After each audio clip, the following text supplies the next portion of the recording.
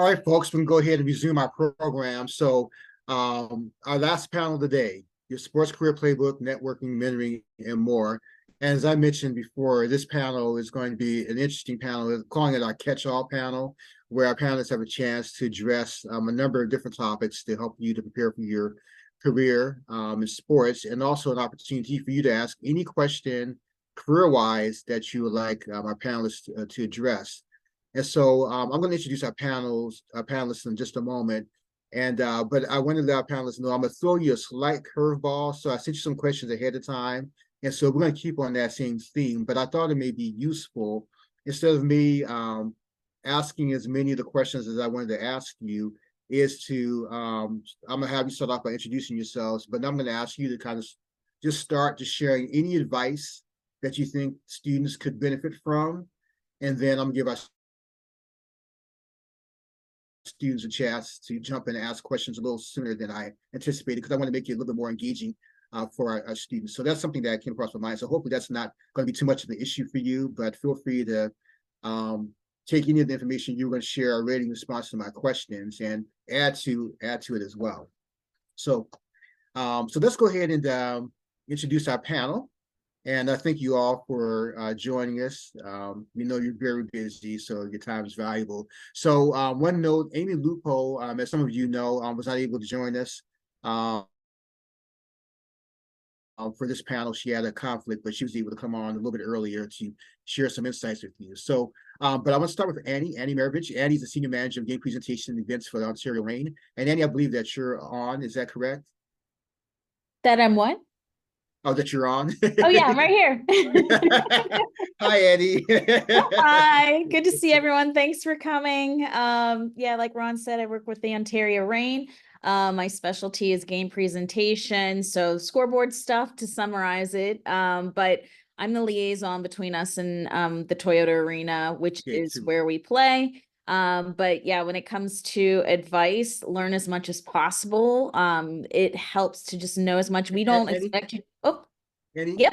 And I'm sorry, I'm gonna stop you there. My apologies. Okay. I'm confused too. Yeah, I just want to the intro, and then we'll get back to the advice. But Cool. Thank you for that, and good to see you. And Annie's one of my most loyal supporters, and she's been involved in a number of different panels and projects that I put on too. So Annie, always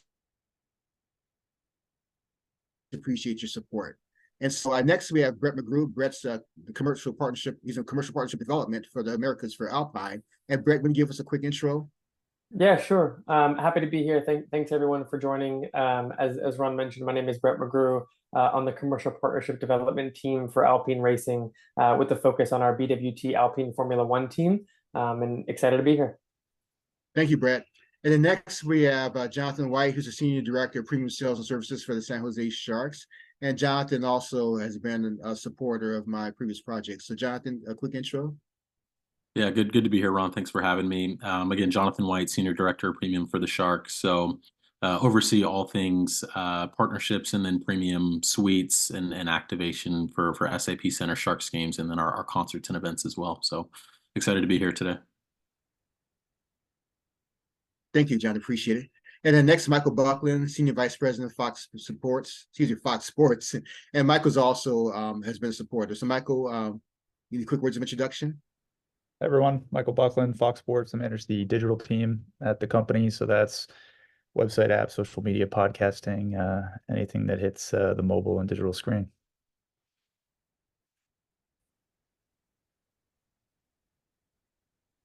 Terrific. Thank you for that.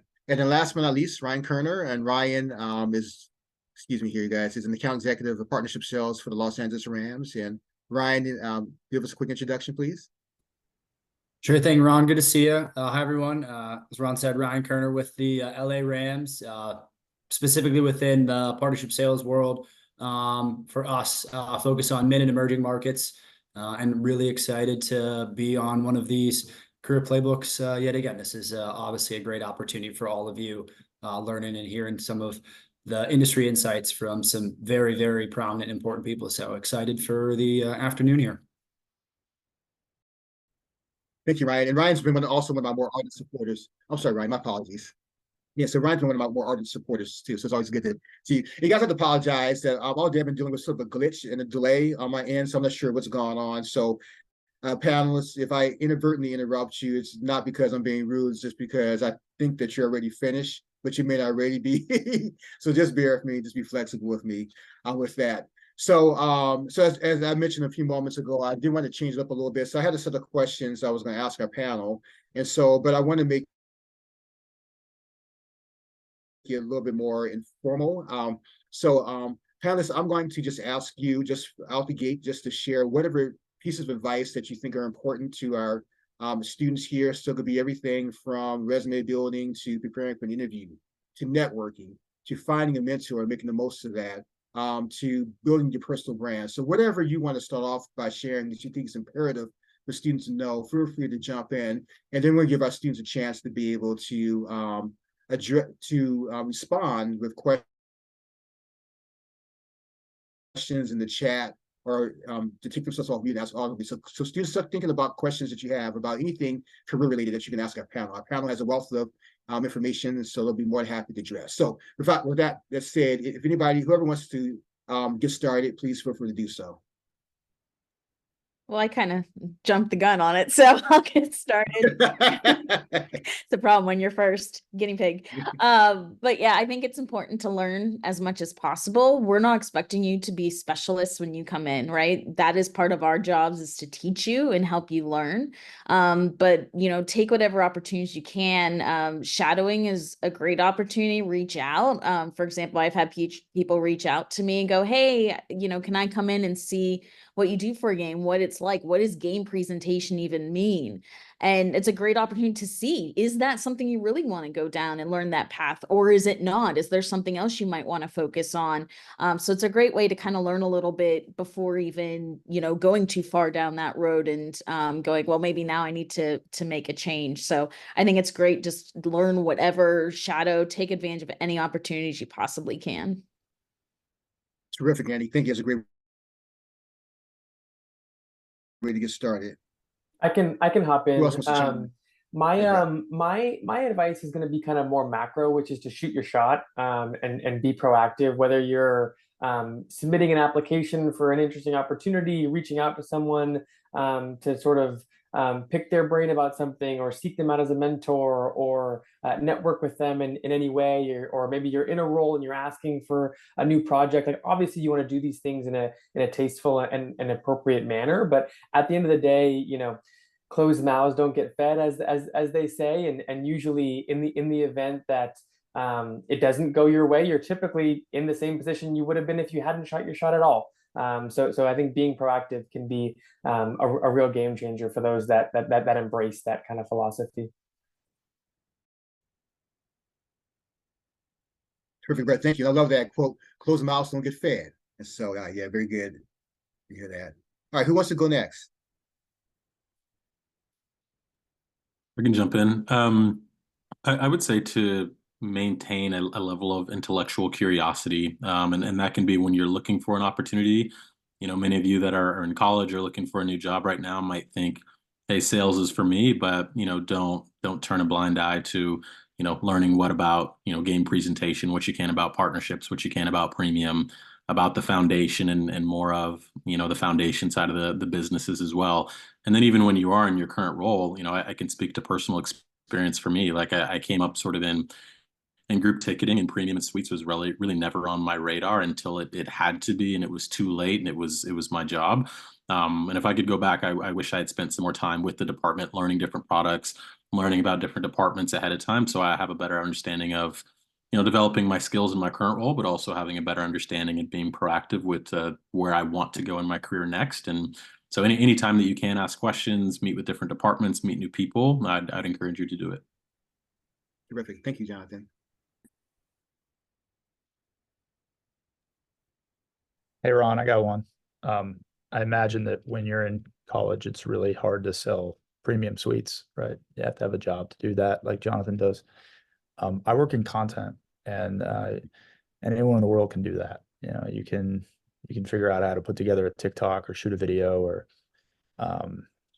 create a design or draw something. And I know in the content world, we do look for experience because it's never been open and more available to create content on your own. And if you want to be an on-air personality, I know a lot of people do. Be brave, record yourself talking about sports, having an opinion, having an informed opinion, doing your research, film your experience going to a sporting event where you can give people a look that maybe they can't get at home on the couch. But I think there's a lot of jobs you have to get in and figure it out and learn on the fly. And then in my world, at least in content, anyone in the world can do it. So make sure you're trying. Terrific. Thank you. I'm Who wants to happy. chime in next? Happy to close this out here, Ron. And I know it's something I've shared to college students in the past. What you guys are doing right now, you're already taking the right steps forward and leaning in and being curious by sitting down and taking the time out of a Friday to meet with all of us. Don't let this, and this is the advice, don't let this be the only time you're interacting with myself, Annie, Jonathan, Brett, Michael. Of course, I saw a comment here, wanting to connect on LinkedIn.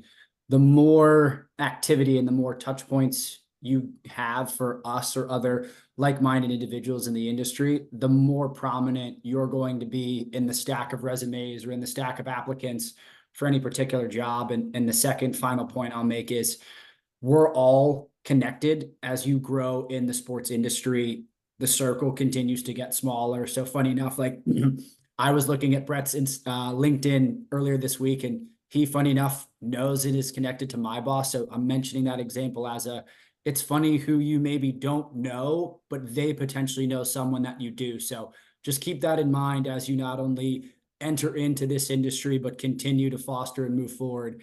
It's a very small circle of people. It's amazing who you can get connected with along the road. Great stuff. So let me do a quick recap of what I've heard so far. And so starting with learning as much as possible, taking advantage of opportunities, shooting your shot, just simply being proactive, doing what you have to do, maintaining a level of intellectual curiosity, wanting to know more, creating content on your own, being brave about doing it, but creating your own content. And unfortunately today, there's so many opportunities out there for you to be able to showcase what you know, what you are capable of. So take advantage of those opportunities. And then how it ended too is just on that multiple touch points. And I really appreciate that as well, because students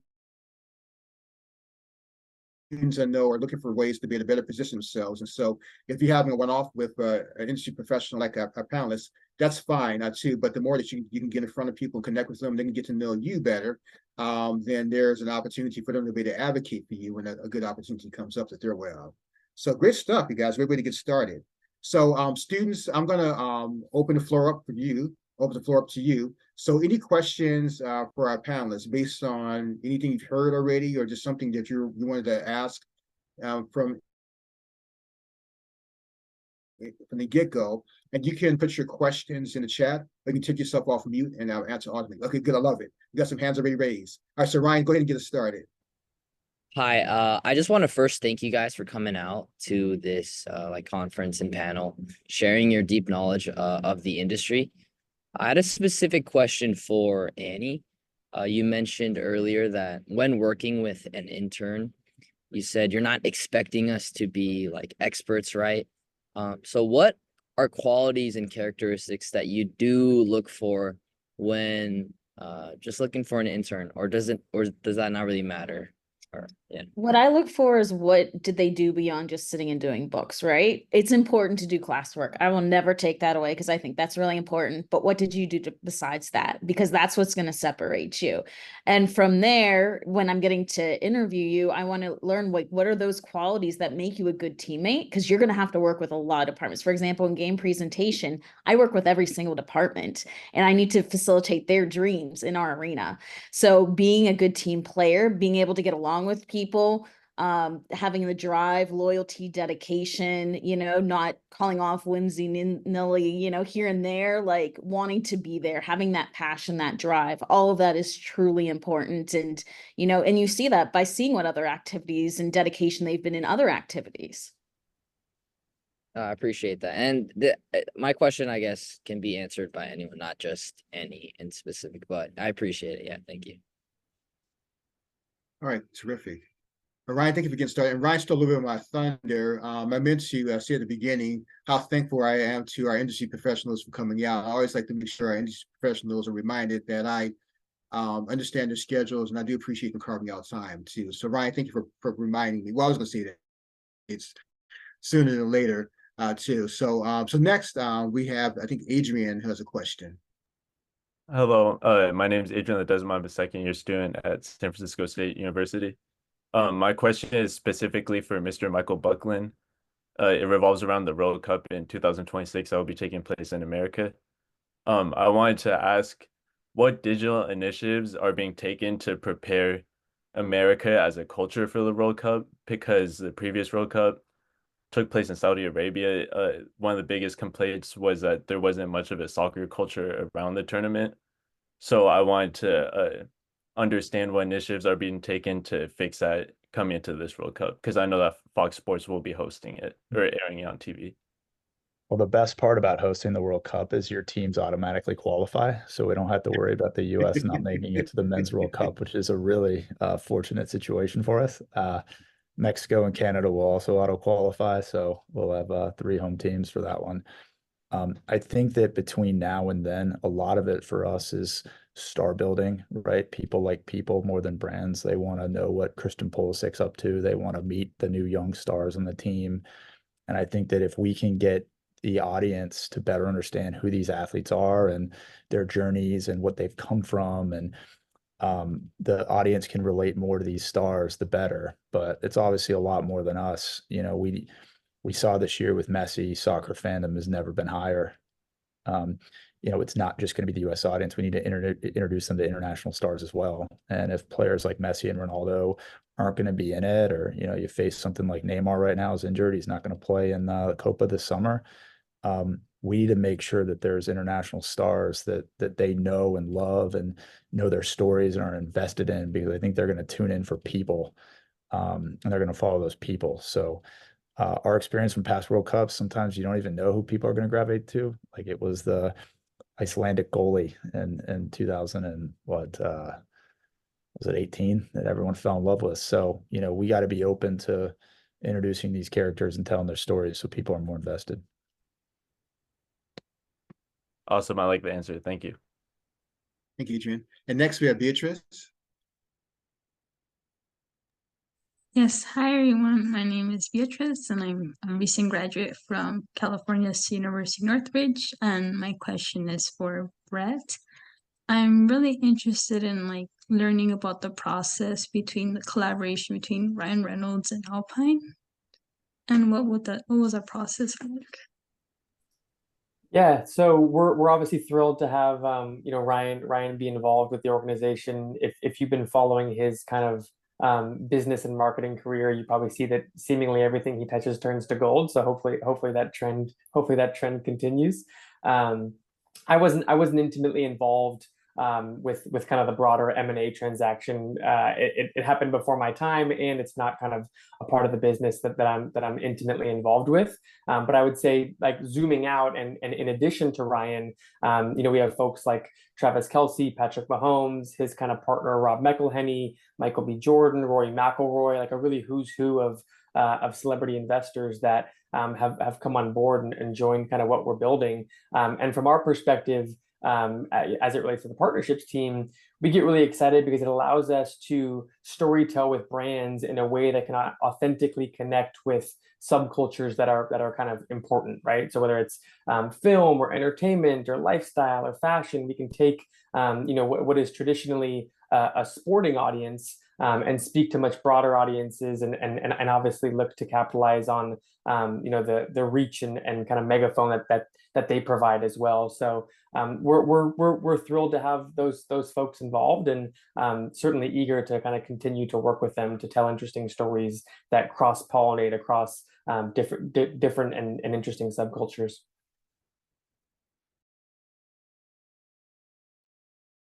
Terrific, guys, and great questions. I love that. I love that, you know, since I've done some of you have done your research on our panelists, so that's great. See, hi, and is it Kira? Is that correct, Kira? Yes, it's Kira. Okay, Kira. Yeah, thank you. So, Kira, what is your question? Hello, everyone. I'm Kira. I'm a current senior at USC. And my question was also for Mr. Buckland, since he works in the digital type space. As I also want to work there, like when you get a cover letter across your desk, like what makes you pick one up and actually want to read it? That's a good question.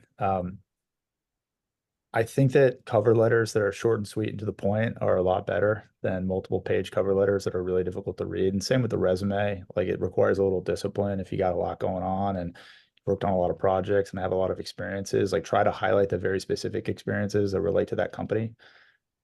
Something else that I always find very valuable, this is not scientific whatsoever, but if the person who's sending the letter or the note is able to share something that I'm personally connected to. So sometimes people say like, hey, I saw this project you just did, or I heard this podcast that you were just on and you mentioned this thing and I had this thought on it. You know, we're all humans. Like if you're talking about something we're personally invested to, you know, you're going to grab that extra second of our time. We're going to pause just for a second and see what someone had to say about what we did and spent time on. So I think you're looking for those personal connections. You know, I think someone here said earlier, you know, if you're interviewing, you're looking for a job, like do your research, you know, and figure out what's important to that company or what's important to that team and department within that company or what's important to that person if you can find material on them. That always is notable to me. And that's what stops me in my tracks when I'm, you know, flipping through my email. Someone said, you know, brings up something that I care about or I'm connected to. And I think with the internet and everyone's got so much out there these days, and there's so many press releases and so many stories about the industry, you can find something on just about anyone or any team. I did have a little mini question on the side, if Sure. that's okay. So I was also wondering how you would go about asking for mentorship if this was like a cold call kind of thing.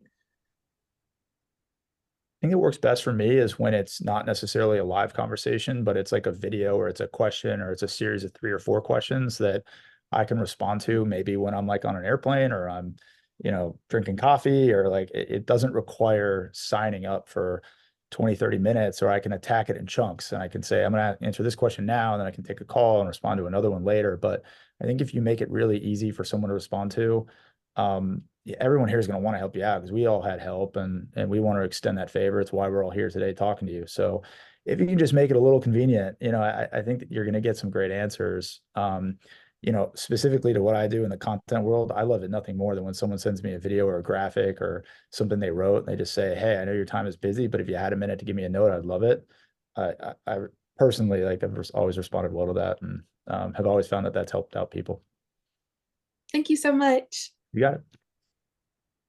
And I just want to chime back in. I want to hone in on something that Michael said. I thought was so important. Obviously, everything that's being shared is important, but I specifically want to hone in just the advice to make it as easy as possible for the professional, and just whatever that means. You know, connecting with you, sharing advice, making open the door for opportunities, and just understanding again that folks are busy, but if you can find ways to make it convenient for them to do what they probably want to do, and that's to help you, consider that as well. And someone mentioned earlier, one of our panelists mentioned earlier, in the day, just about, I'm sorry, I just kind of lost my train of thought. Oh gosh, I'm sorry, I just had a brain freeze. Oh, okay, it'll come back to me too. I can't believe that happened too. So before we take any more student questions, I wanted to ask our maybe 1 or 2 of our panelists if you could tackle the topic of networking and sharing advice. So we, as I mentioned this morning, you know, we are often encouraging our students to network more, but networking can be mystifying, can be scary. And so if maybe 1 or 2 of you have, you know, your best piece of advice to help our students in terms of networking, I would love for you to share that. I can chime in on this one, and it'll kind of be a response to Kira's question, which I thought was a great one, and it'll largely be consistent with a lot of the thoughts that Michael shared. But it's really about, I mean, for me, I think being precise is incredibly important. Like if you say, hey, Michael, I'd love to pick your brain, it's like that could be 2 weeks of conversation, that could be 2 minutes of like it's just there's just like so much there that it's really hard to understand what someone's trying to get out of the conversation. And to his point, like given kind of where society and where the sports business space is today, a lot of this stuff is public. So if it's a new partnership announcement that someone's touting, if it's a new digital initiative, if it's a new podcast that was launched, if you reach out to someone and say, hey, I saw you that you just launched this podcast, like would love to understand how that came together. And to Michael's point, like there's different formats, right? You could say, hey, here's 3 questions. I know you're busy. If you could answer them, it would be super helpful. Or if we could talk for 5 minutes, like just being kind of malleable in that ask, I think is certainly helpful. And then also, I mean, we all are human and we all have egos, right? So if you did a deal, you're going to be proud of it. If you launched an initiative, you're going to be proud of it. And so, taking the time to walk someone through, one of your projects or one of your deals or one of your partnerships for 5 minutes is typically something that you're going to be much more willing to do than someone asking to pick your brain about sports business, which is, a bit of a loaded question. So I think being kind of flexible with the ask and at the same time, I guess being flexible with the kind of medium of the response and being specific about the ask are 2 things that I think can yield better results than kind of just casting a huge wide net and hoping that people will let you pick their brain. Terrific, Brett. Thank you. Anybody else want to chime in and share their best advice for students on networking? I would also add for the ladies in the group, there is WISE, Women in Sports and Entertainment, and they have a lot of events. It's great to get to know people from every difference. Like it's not just like a game presentation focus, for example. There's people who work at Disney, different brands, different sports teams, all of that. And it's around the country. So you have not only in the city where you're in, but also nationally. So I think that's a great way to get to meet people, get to expand your networking. So there's a lot of opportunities through that as well. Terrific, Andy. Thank you for adding that. Yeah, WISE is a terrific group. Very good. All right, so I see a question in the chat from Michael. So Michael says, thank you, panelists, for sharing your time today. It is greatly appreciated. Andy, what is your game presentation philosophy? And what do you look for on a resume or in a cover letter? Well, I was just typing that out. So great. Well, I appreciate the question. For me, the biggest thing to think about is how can you make a moment for every single fan so that way they remember that moment beyond just the score of the game, because we need to keep them coming back. So how are we making their experience great? Is it something as simple as putting them, on the scoreboard? Is it recognizing their groups?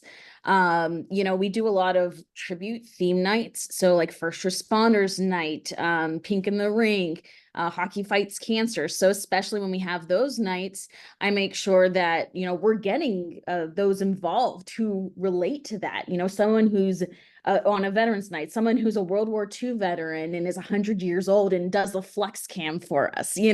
Those are things that people will remember, not only the person who was involved, but others who are watching it. It helps them feel part of the game as well.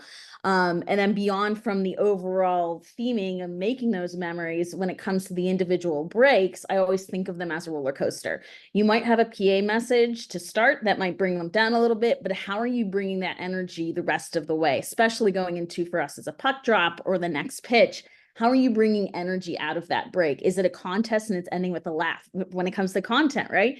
Is it ending with that? What's your highlight piece in that? So that way they're ending with a laugh or a moment or something like that. So each break itself, you should view as a bit of a roller coaster. And even if you can't entertain them for that entire minute 10 or minute 30 or 2:30, depending if it's national, things like that, how are you bringing that energy up so that way it's going into your next play of the game? So making memories, that's what we do.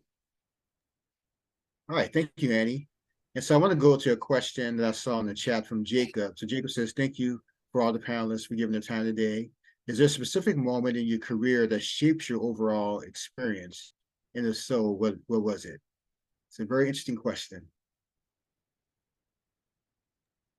I can jump in and start on this one. I know I gave the thumbs up on it. So Jacob, great question. To give a peek under the hood for my career. So I've been in the partnerships world for just about 2.5 years, but I've worked in sport for almost 8. So I was always in the ticketing world, went up through the ranks of inside sales, through an account executive on the service end. So for example, in my ticketing days, I would have been reporting to someone like Jonathan here on the panel. And right around the tail end of the pandemic, at my time with AEG, I started to notice similar feedback and responses that other panelists gave is you need to continue to be curious and lean in on new trends or new topics that continue to come up within our ever-changing sports world, whether it's digital content, to Michael's point, or the growth in F1 that you're seeing from not just celebrities, but fans here in the States, to Brett's point. So in that transition period for me of being curious and leaning in, recognized NFL was always a dream opportunity for me, and noticed how continually year over year the NFL was growing in just overall eyeballs when it comes to on-air TV and just affinity to fans. And in that period of time, let's say, I recognized, hey, it's time to get a little uncomfortable and take on a brand new role that I candidly, a year and a half ago, didn't think I'd be successful in now. And it's really leaning in on being curious and knowing there will be times in your career in our industry, and I'm sure other panelists can think of it as well, where you need to get comfortable being uncomfortable and taking on new ventures. So for me, like I said, that experience was towards the tail end of the pandemic, where I recognized it was time to continue to grow and grow in a new area within the overall sports industry. Good stuff, Ryan. Anybody else want to add to that question? Yeah, I'll jump in. I think the pandemic, honestly, was a critical time, I think, for all of us that were probably on this call in the sports and entertainment industry. For us in San Jose, we were in a really challenging spot. For those of you that live in California, probably know that. But not only were we not able to, play home games for us, our team was actually forced to play our home games in Arizona, while the 49ers were playing 5 minutes away from us at Levi Stadium. The Warriors were playing at Chase Center. Our team had to play in a different state because of our county guidelines. And so for the first time in my career as a ticket seller or ticket leader, we couldn't sell tickets. We couldn't sell suites. And so we really had to take a step back and look at our business and understand, how are we going to continue to push our staff? How are we going to make them continue to improve and sharpen their skills? And how are we going to get better and make sure that when we do finally return to Northern California, we're ready to put a good product back on the ice. We're ready to fill our venue again and ready to get back to business, in a different way. And so, we spent, gosh, I don't know, 16 months or something like that without a club here. And, we took that as an opportunity to reshape our business. We took a hard look at how we sell suites, how we service suites. We transitioned a lot of our things to digital first, more frictionless experiences for all of our fans. We've revamped our membership model, and we understood that with team performance on decline and attendance on decline for us in San Jose, we had to find different ways to add value to all of our ticket holders that were coming into SAP Center. And so, it was an opportunity for us to completely tear down the business and build it back up and start from scratch. And it was easily the best thing that ever happened to us, I think, from our perspective. Great stuff, Jonathan. Thank you for sharing that. All right, so I see a question in the panel. This is directed to Jonathan and Ryan. So this is from Sean. Thank you, panelists, for coming today and sharing your insights. I've learned so much from your experiences. My question is for Jonathan and Ryan. What is the best thing for someone to get across during an inside sales interview or a sports business interview in general? Yeah, great question. Look, I think similar to what Annie said earlier, I don't think anyone coming into an inside sales interview is expected to be able to, give me the very best elevator pitch or be able to know my product line the best and all that stuff. Like all of those hard skills and technical skills, we can teach you that when you come into the program. We'll teach you the roadmap, we'll teach you the product line, we'll teach you the arena. Like all of that stuff is what you're going to get in your onboarding, with your manager. What we're really looking for me is a couple of different things. I'm looking for some key traits like, are you coachable? Can you take feedback from me? Because that's going to be a large part of our relationship when you're in an inside sales role.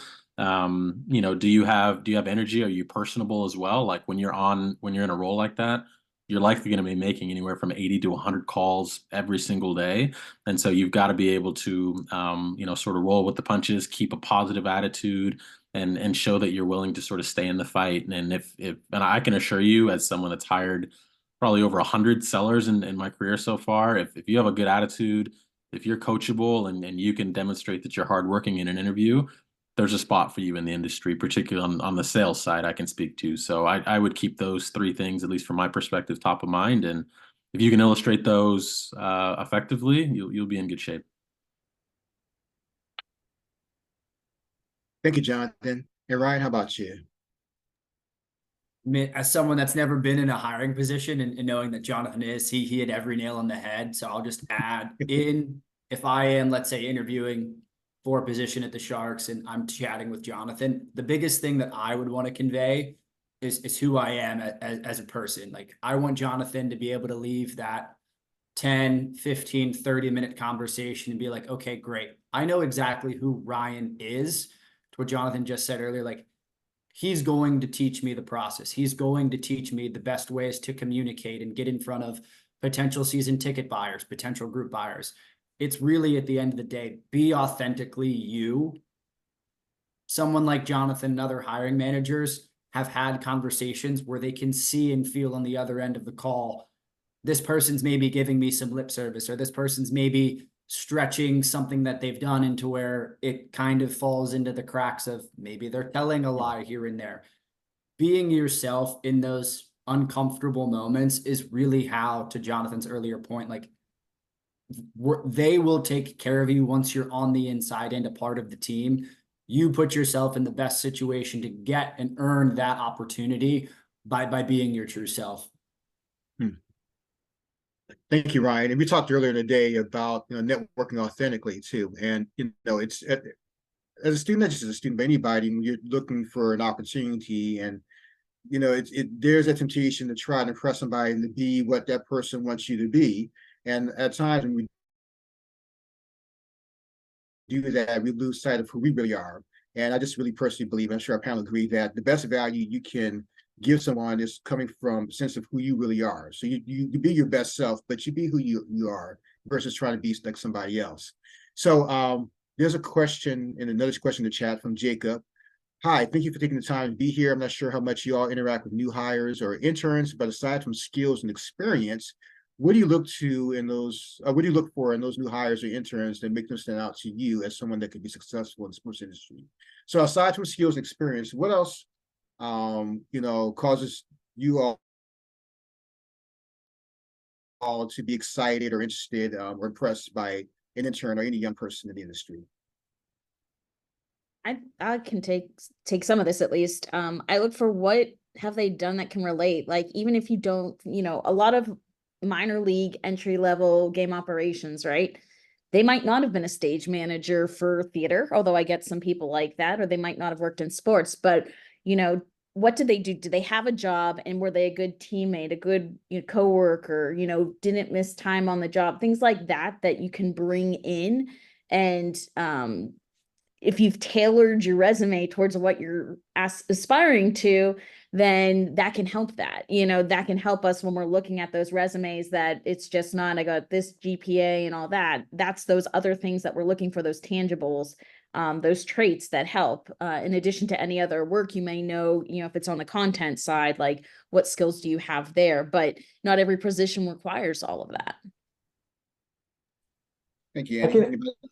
Go ahead. I can share some perspective on this one once someone's kind of like on board in an internship role or an entry level role. I think the first piece is like, a strong work product, and that's all the generic stuff: high integrity, hard worker, coachable, positive attitude, on time, punctual. Like, that's just like the baseline stuff that and you need to get those things right. Like, that's non-negotiable in many respects. And then layering on top of that, like, if you want to put yourself in position to be a leader among your inside sales class, or a top performer among a certain crop of interns, or an entry-level employee that folks see as someone with high potential, I think one interesting thing that you can do is take something that your department, your team, your boss, your group has to do on some consistent basis, that is a nuisance, it's annoying, it's not fun, it's not something that gets people fired up to do every day, and just go take care of it.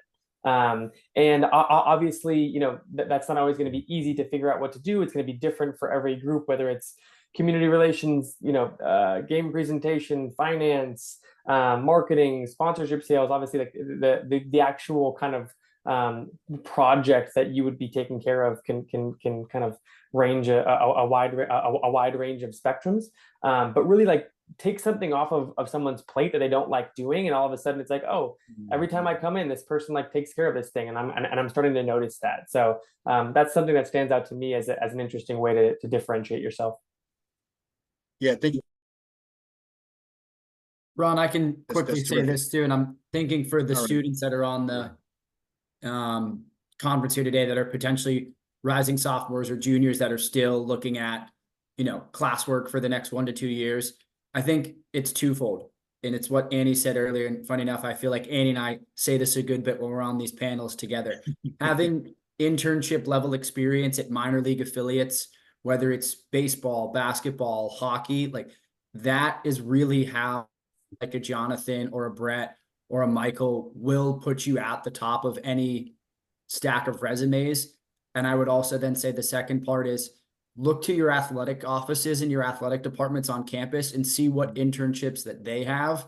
They will put you through the gambit of all specific jobs because that's what you're signing up for. And I think those two traits together, if you're able to marry them from your sophomore to your junior to your senior year, your experience will speak for itself when a Jonathan, a Brett, or a Michael are looking at that resume, to the point where you don't need to worry about answering or addressing any of those, let's say, specific questions that a recruiter or a hiring manager may have. If you have a resume like that, it candidly, at least in my experience, it really does speak for itself. Good stuff. All right, so Beatrice, I see you have your hand up, but I'm gonna jump to a question in the chat from Joseph first, and Beatrice, I'll come to you. So Joseph's question, I love Joseph's question. So thank you to all the panelists. Says, have any of the panelists been drained, exhausted, stressed for applying for positions but not chosen? Have you overcome this? So thinking back to maybe when you had to look for a job, and we know the job search process can be stressful and a little bit draining, especially when getting a lot of no's. But is anyone going to chime in and address that question? One thing I'll say is this is where a mentor or, reaching out to people in the industry can help. They can look at your resumes and ask them to look at your resumes and go, do you have any feedback for me? Or do you see that I'm missing something? This is what I'm aspiring to. What do you think I'm missing that can help me get there? And so at least you're having a conversation, and then you can help continue to build your network as well. Because I can tell you from a sports industry, for example, like I know people who work with the NHL teams and NBA teams and MLB teams. Like, it's a small industry. We know each other. And even if I don't know them personally, if I've gotten to know you and, through this and your time and experience, I can put a word in, I have no problem reaching out to someone at another team and go, hey, I've worked with so-and-so, just a heads up. I know, that they've applied for a job, wanted to put in a good word for them. So by just talking and shooting your shot, as was mentioned earlier, that at least puts you another step in the right direction and can help you find out what are you missing. Because I know a lot of times I was told and I heard along the way, well, ask what's missing. A lot of times it's just someone have more experience, and we can't always say that. But if you're just reaching out to someone separately in the industry saying, hey, I'd like to get into this industry. Do you mind looking over my resume, telling me if I'm missing something or where to go or what can I focus on? You can get a lot of help that way. Terrific. And Annie broached on a topic that I was going to ask a panelist to address in a moment is mentoring. And so before we do that, I want to take Beatrice's question. And so Beatrice, what is your question? Oh, my question was actually for Michael. I was really interested in knowing how do you see the future of remote production evolving within the sports broadcasting industry? Because I recently read about your efforts within the pandemic, within the Fox Sports remote production, and I was really impressed by your collaboration with linear TV, and was really interested in learning about the challenges you faced and what strategies that you approached during that time. Yeah, Jonathan said something earlier that resonated with me, which was when you head into a really tough time, it seems really unfortunate in the moment, but it's a really great opportunity to innovate and figure out a better way to do things. And I think that anytime, this is a much more broad topic, but anytime you're facing a really tough stretch of time, it could be a downturn in the economy, hopefully it's nothing like a pandemic again, but you got to look at that and say, like, how do we come out of this better? We're not just here to survive this, we're here to come out and thrive through this. And in that particular case, at least the production industry was pretty calcified around, satellite trucks and really expensive on-site footprints. And what happened during the pandemic was we were forced to embrace new technology like streaming. And streaming had lag to it. Streaming was unreliable. Streaming didn't have a lot of great backup options. Like if, your cellular service or your internet went down, you didn't have a backup. And during that time, a lot of companies saw the opportunity to step up and fill that void. And we just made sure that we were on the front end of it. And, at the time, I think we were recording some sort of production, I think we were in Australia, and there was a Google fiber line that was running through the bottom of the ocean, and it got cut. And the heads of production were running around going, we got to get back on air. We got to get back on air. And we in the digital team were still on air. How the hell are you still on air? Well, we had these backpacks that connected to 3 different cellular services that we were streaming over. And they said, well, how do you stream 4K over there? And I said, well, believe it or not, these AT&Ts of the world can now carry 4K over the cloud. And it just opened up the eyes to a lot of people that have been in production for 40, 50 years who, didn't even know that was possible. And we were pretty lucky in that position we've always had to use cheaper cloud streaming services because we can't always have employees on the ground, racking up huge hotel room bills and, feeding people on site and providing them security and paying them per diem. Doing things remotely is cost saving. And it's not just cost saving, it's more efficient, right? Someone who is directing a show from the other side of the world can turn around and direct a show locally in their own studio. And, later that day they're still localized. They can, direct or produce another show later that day. So I think that tough times force that level of innovation. They force those types of efficiencies. And like Jonathan said, with some of the ways that they had to change their operation, I'll tell you, whenever tough times come, you're a human, it will hit you, it will affect you, it will set you back for a minute, but it will normally force you to innovate and it will force you to try something new. And that's what happened to us. And that new thing we tried is now the standard. Great story, Michael. Thank you for sharing that. And kudos to you and your team for that innovation. And so final question, this is from Michael. And after Michael's, I'm going to ask our at least 1 or 2 of our panelists to address a question about mentoring. But Michael, go ahead and ask your question.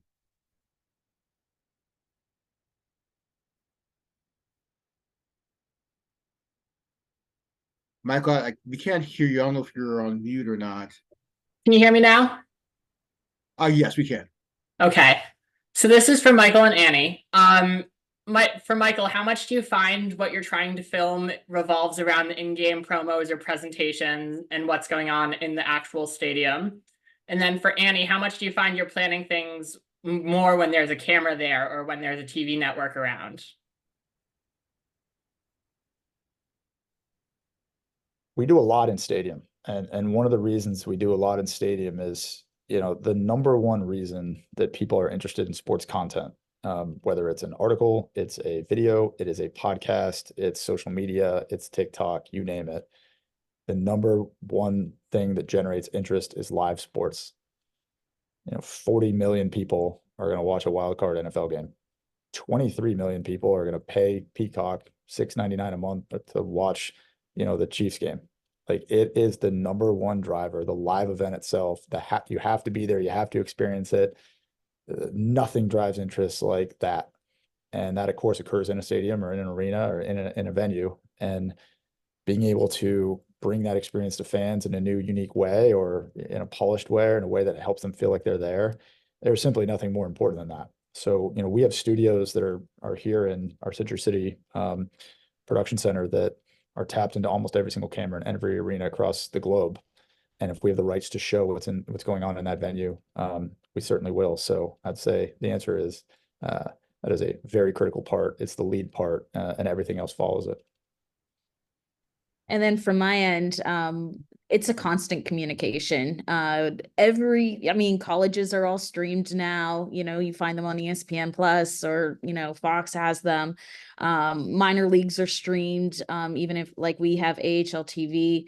When I was with the bigs, both in MLB and with the NHL, it was a constant communication. We'd always work with our television providers. We'd let them know what's going on. Are we doing special things? Yes. You're going to be details and have lots of meetings with them, especially on, special pregame ceremony nights. But otherwise, there's always a communication that's going on. So you can let them know, hey, you might want to be aware we're going to do this, or this is this player's recognition we're going to do. Just highlight him for hitting 700 games, so that'll be the first media timeout or the first whistle. So it's a constant communication that never ends. Thank you both. Great stuff. All right, so folks, we're a little bit past time, so we're going to wrap, but I am going to ask if maybe one or two of our panelists could address the topic of mentoring. So anything from how you identify a mentor to maximizing that mentoring relationship. So if I give maybe one or two of you at least to be able to chime in on that, it'd be much appreciated. Yeah, I can quickly share my thoughts. I've heard over the last, few years or so, people call it a personal board of directors.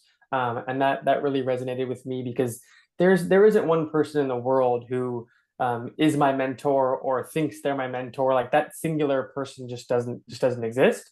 But there's dozens of people who I could call up and say, hey, I'm working on this really exciting project. Like, what do you think? How should I approach it? Or, hey, there's a new job opportunity, or there's a new challenge at work, or any number of things, and they would provide mentorship, but they're not that singular mentor figure. So I like the idea of kind of putting together a personal board of directors, or a cast of characters that spans a broad spectrum of backgrounds and experiences to put yourself in position to take advantage of that the unique perspective that they can all share.